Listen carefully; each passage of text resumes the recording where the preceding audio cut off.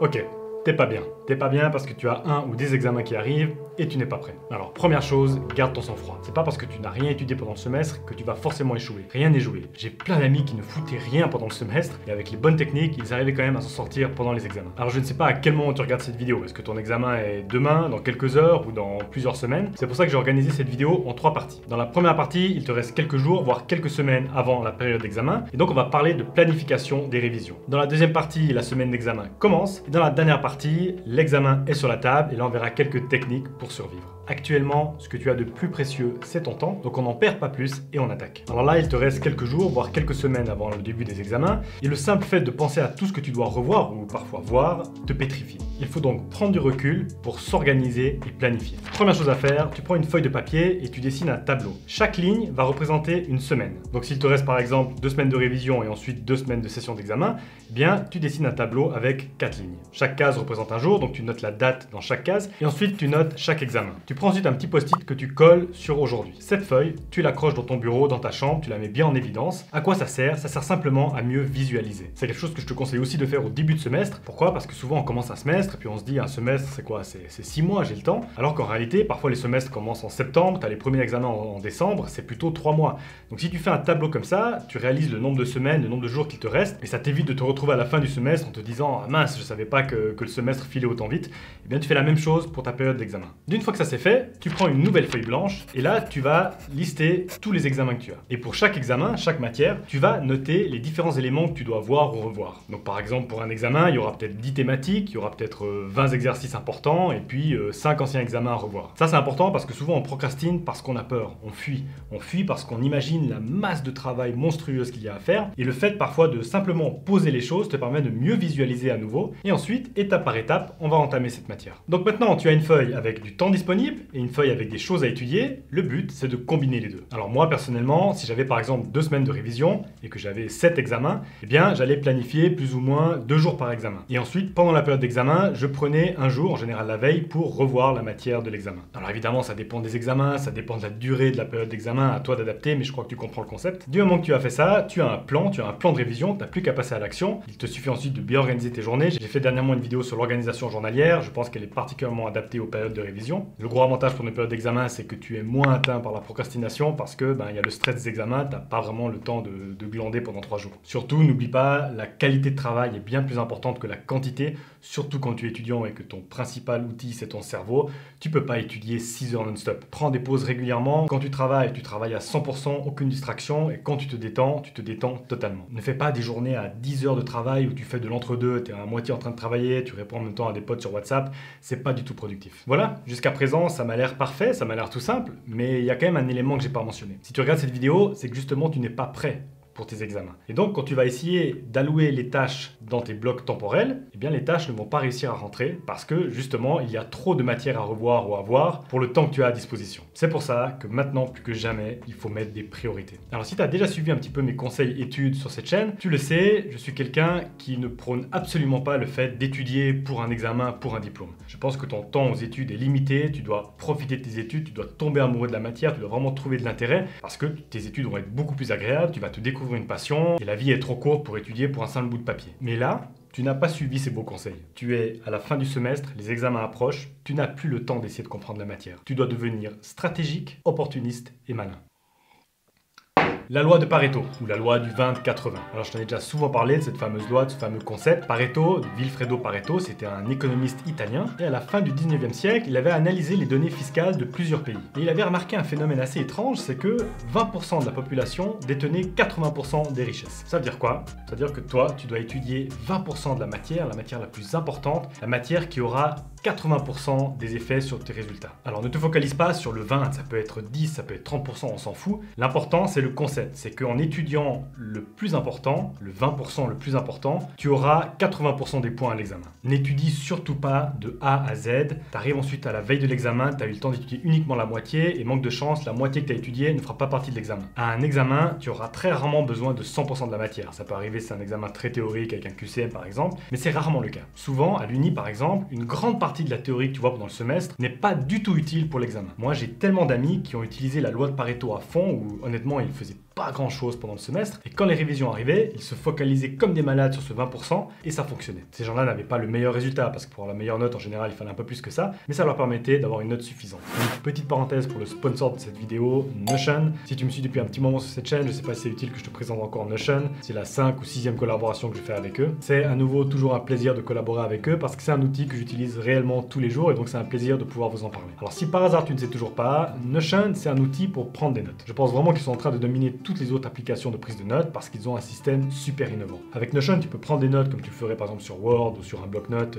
pour prendre des notes personnelles sur n'importe quel sujet, mais tu peux aussi créer ou utiliser des modèles super complexes. Moi par exemple, j'ai créé un template pour organiser toute mon année, et ce template-là, eh bien tout le monde peut l'utiliser parce que je l'ai mis à disposition. Si tu l'as toujours pas d'ailleurs, je te mettrai un lien dans la description. Ce template, tu peux le mettre sur ton espace de travail et tu peux le modifier, tu peux l'adapter à tes propres besoins. Alors il existe des milliers de templates différents selon les différents besoins que tu as. Dès que tu passes un petit peu de temps, l'interface est super facile, ils sont aussi désormais disponibles en français. Et quelque chose de super utile, notamment pendant les périodes d'examen, c'est le fait de pouvoir collaborer, le fait de pouvoir envoyer tes notes facilement à d'autres personnes. Alors soit tu as pris tes notes directement sur Notion, ou alors tu as pris tes notes par écrit, tu scannes ton papier, tu le mets directement sur Notion, et là, très facilement, tu rentres l'adresse mail de tes amis, et tes amis pourront accéder à toutes tes notes. Alors tu me diras, je peux simplement envoyer mes notes par WhatsApp, mais là, l'avantage, c'est que tu peux leur donner accès à la base de tes notes, et ensuite tu as des pages, des documents qui sont imbriqués dans chaque page. Donc en fait, en donnant accès, par exemple, à ta page principale mathématique, eh bien peut-être que tu leur donnes accès à des centaines de notes différentes. Tout ça en un clic. Alors ils ont des plans payants, mais tu peux l'utiliser comme moi je le fais de manière totalement gratuite. Si tu es intéressé, je te mettrai bien entendu un lien dans la description. Alors c'est quoi ces 20%? Alors évidemment, à nouveau, ça dépend des études que tu fais, je ne peux pas donner de loi générale, mais souvent, ça va être les anciens examens, les exercices les plus importants, la théorie la plus importante, des mock exams, des examens blancs, des fiches ou des résumés. Si tu es largué, commence tes révisions avec ça.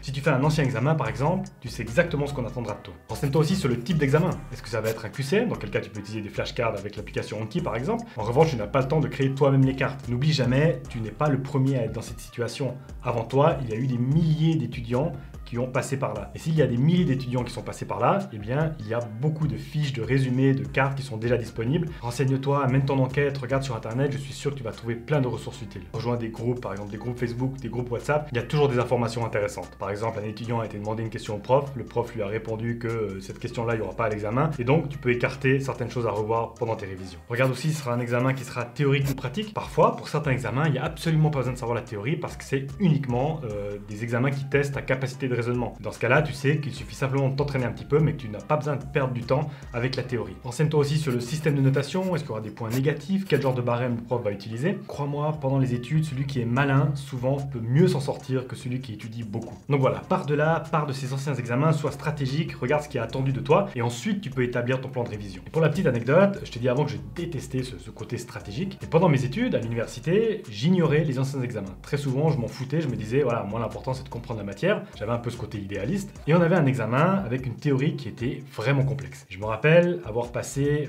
des jours et des jours sur la théorie, c'était vraiment, il fallait vraiment passer des jours pour comprendre. J'avais enfin réussi à comprendre plus ou moins toute la matière, et en arrivant le jour de l'examen, en parlant un peu avec les autres étudiants, je me suis rendu compte qu'il n'y avait quasiment personne qui n'avait vraiment compris la théorie. Et là je me suis dit, ouais, ils sont quand même culottés, ils arrivent le jour de l'examen, les mecs sont même pas prêts. L'examen se déroule, on sort de l'examen, et je vois tout le monde heureux. Et là je me dis, c'est pas possible, les mecs ils ont rien compris à la théorie, et ils sont encore plus heureux que moi. Mais ce que je savais pas, c'est que la moitié de l'examen, c'était des questions extrêmement similaires, voire presque identiques aux anciens examens. Mais moi, j'avais passé tout mon temps sur la théorie, alors c'était cool de comprendre cette théorie, c'est très satisfaisant, mais c'était totalement inutile pour l'examen et j'ai pas eu une meilleure note que les autres. Donc si t'es pas à jour, ne baisse pas les bras, parfois en regardant uniquement les anciens examens ou en étant stratégique, tu peux vraiment t'en sortir. Pendant cette période d'examen, n'oublie pas aussi de te ménager. Fais régulièrement du sport pour te libérer les toxines, te permettre de te déstresser un petit peu, d'avoir les idées plus claires. Quand tu as le stress qui monte un petit peu trop, n'hésite pas à faire de la méditation, moi ça m'a énormément aidé pendant mon master. N'hésite surtout pas à faire des siestes, moi pendant les périodes d'examen, ça m'arrivait de faire 2 siestes par jour.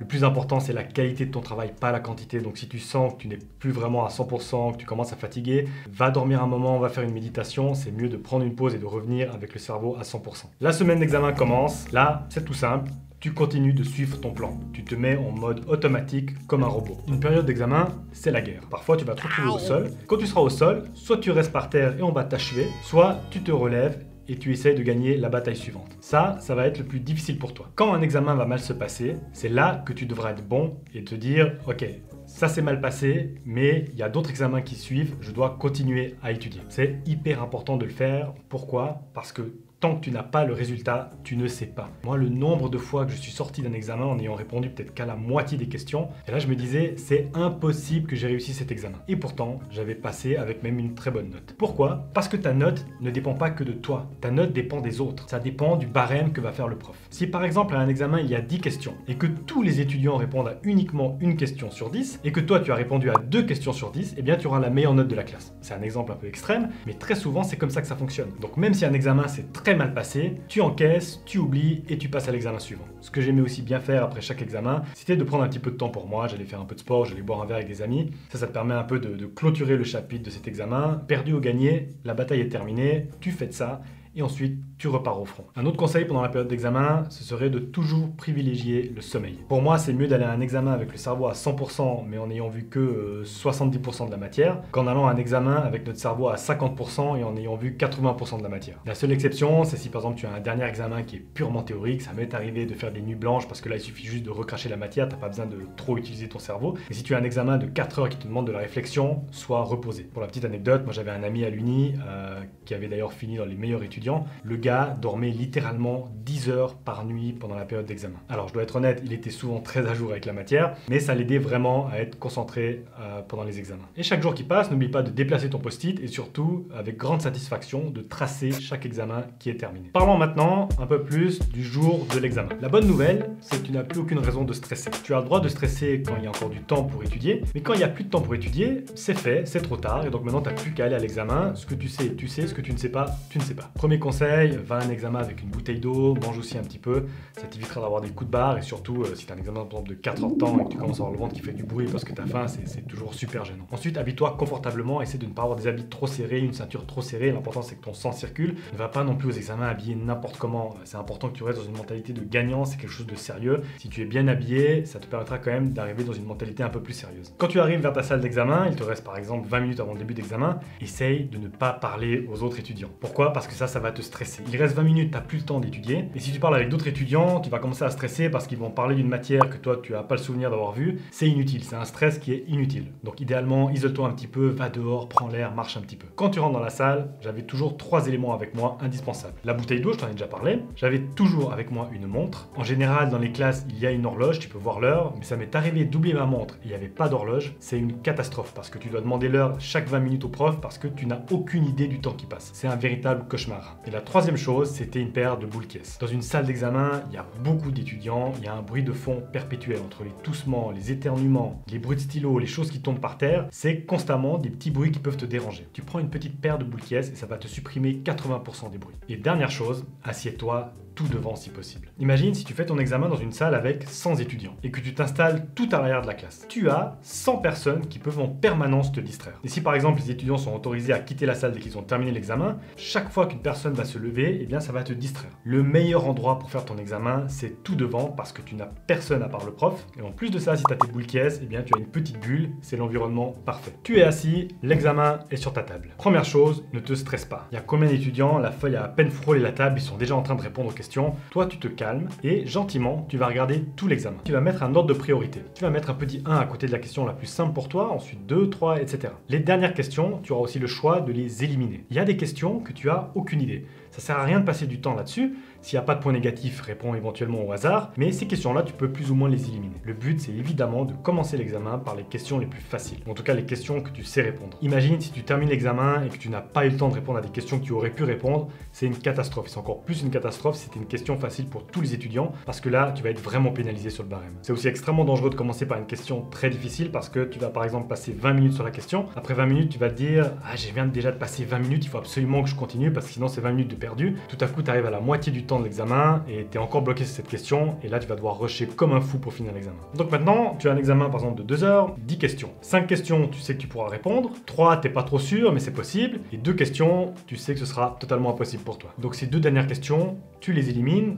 Dans ton examen, il y a 8 questions. Donc maintenant, on va voir comment gérer ton temps pendant l'examen. Alors personnellement, j'ai jamais réussi à approximer le temps qu'il me faudrait pour chaque question. Déjà, je pense qu'on n'a pas vraiment le temps de le faire. Et ensuite, ça donne toujours des résultats qui sont totalement faux. Dis-toi qu'en général, les profs ont quand même prévu un temps nécessaire pour répondre à toutes les questions. Et donc, le but est simplement de répondre dans un rythme correct. Alors moi, j'avais toujours une règle que j'essayais de suivre. Disons qu'un examen durait 2 heures. Je me disais, après 1 heure, j'aimerais avoir répondu au moins à la moitié des questions. À savoir que la moitié de ces questions, c'est des questions faciles. Donc, je commence avec les questions les plus faciles et j'essaie d'aller le plus vite possible, tout en étant efficace et en faisant pas d'erreur. Mais je voulais, après 1 heure d'examen, avoir répondu au minimum à 50% des questions. Comme ça, après, il me restait 1 heure pour les questions un petit peu plus difficiles, parfois des questions qui demandaient un petit peu plus de raisonnement. L'examen se déroule, tu sais ou tu ne sais pas répondre, mais il y a un élément qui va venir te perturber, c'est le stress. Alors premièrement, le stress, c'est une bonne chose. Si tu es stressé, c'est que tu as quelque chose à perdre. Une personne qui ne sait pas répondre et qui n'est pas du tout stressée, c'est qu'elle n'a rien à perdre, elle a déjà accepté qu'elle allait rater son examen. Ensuite, n'oublie pas, avec l'expérience, tu vas apprendre à gérer ton stress. Donc si tu viens de commencer tes études, c'est normal d'être très stressé, tu verras avec le temps,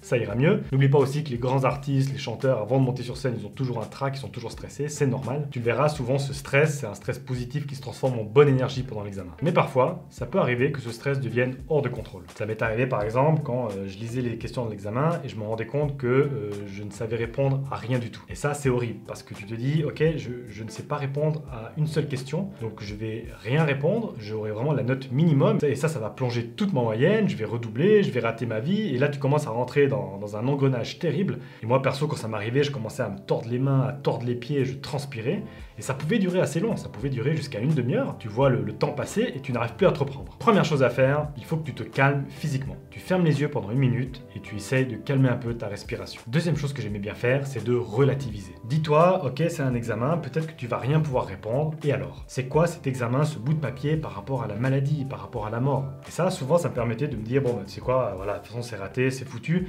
Mais pour le fun, je continue quand même l'examen. Et ensuite, pour quand même essayer de répondre aux questions, prends une feuille de brouillon et tu vas lister les différentes étapes pour essayer de répondre à un examen. N'oublie pas, si tu es stressé comme ça, c'est peut-être voulu. Le prof est en train de te tester, c'est un examen qui demande du raisonnement, les autres étudiants sont aussi en train de galérer, et c'est là que tu dois montrer ta valeur, tu dois montrer comment tu procèdes. Donc essaye d'être méthodique, essaye de poser les choses de manière très rationnelle, c'est ça qui va te permettre souvent de trouver le moyen de répondre à la question. Alors je peux pas donner tellement plus de conseils sur les examens parce que ça dépend tellement de la matière que tu étudies, mais de manière générale, n'oublie pas que moins c'est mieux. Ça ne sert à rien d'étaler des banalités sur des dizaines et des dizaines de lignes. Les profs sont des humains, s'ils doivent lire 40 lignes pour lire que des banalités, ça va encore plus te pénaliser. Essaye de synthétiser à fond, ça vaut beaucoup plus de points. Un autre petit conseil, c'est de rester jusqu'à la fin du temps prévu. La plupart des étudiants quittent l'examen 10, 20, une demi-heure avant la fin de l'examen. Souvent, certains quittent la salle en mode ah, « je suis trop fort, j'ai réussi avant tout le monde ». Tu t'en fous. Reste tranquille, reste avec ton examen. Si tu as fini une demi-heure avant, prends le temps de relire toutes les questions. Je suis sûr que tu peux encore retrouver quelques erreurs. À nouveau, dès que l'examen est fini, essaie de ne pas trop parler avec les gens autour de toi. Ça va te stresser. L'examen est fait, c'est terminé. Tu ne peux absolument plus rien faire. Donc prends un petit moment pour te détendre et ensuite tu attaques le prochain examen. Ces périodes d'examen, c'est pas quelque chose de facile. Moi, je me rappelle pendant mes études, on me disait souvent ouais, si tu stresses déjà maintenant, tu verras dans le monde professionnel, c'est encore plus stressant. C'est faux. Dans le monde professionnel, dans mon travail, j'ai jamais eu un moment où j'avais l'impression que toute ma vie allait se déterminer sur un examen sur une période de 2 heures. Donc oui, c'est difficile, c'est stressant, mais n'oublie pas, c'est quand c'est difficile que tu évolues le plus. Moi, de mon master, la théorie, ce que j'ai appris, j'en retiens pas beaucoup, mais par contre, les moments extrêmement stressants et les techniques que j'ai développées pour calmer ce stress, eh bien ça, c'est ce qui a forgé mon caractère. Et si par hasard tu devais échouer, eh bien c'est une superbe opportunité parce que c'est dans l'échec qu'on évolue le plus. Et surtout, n'oublions pas, progresser ne se fait pas avec une grande révolution, mais à coup de petits changements. Ciao.